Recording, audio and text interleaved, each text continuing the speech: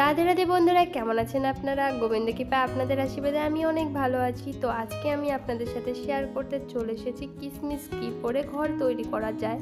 তো প্রথমে আমি এখানে 700 গ্রামের মতো আঙুর নিয়ে নিয়েছি আর ধুয়ে আমি জলটা খুব ভালো মতো ঝরিয়ে নিয়েছি। এবার একটা পাত্রের মধ্যে জল দিয়ে দিয়েছিলাম। জলটা ফুটে ওঠার পরে এই আঙুরগুলো আমি দিয়ে দিচ্ছি। এখন একটু ঢাকনা দিয়ে ঢেকে রাখবো যতক্ষণ না পর্যন্ত এই আঙুরের গায়ের রঙটা সম্পূর্ণ পরিমাণে পাল্টে যাচ্ছে, আধা সিদ্ধ আর কি। এই যে দেখুন, আমার কিন্তু আধা সিদ্ধ হয়ে গেছে।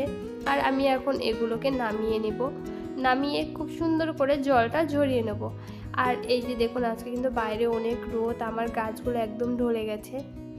এরপর আমি একটা টেবিল খুব সুন্দর করে পরিষ্কার করে নিয়েছিলাম। এখন এগুলোর উপরে সিদ্ধ করা আঙুরগুলো আমি খুব সুন্দর করে একটা একটা করে ছড়িয়ে দিচ্ছি। আর এই যে দেখুন, সব কিন্তু ছড়িয়ে দেওয়া হয়ে গেছে। আর দুই একটা ফেটে গেছে, এটা সমস্যা না, শুকিয়ে গেলে সবই ঠিক হয়ে যাবে। আর এটা হচ্ছে আমার দ্বিতীয় দিনের ভিডিও।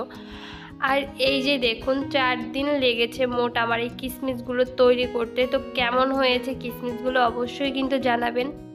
আমার কিন্তু এই কিশমিশের রেসিপিটা অনেক সহজ মনে হয়েছে। আপনাদের কেমন লেগেছে অবশ্যই জানাবেন।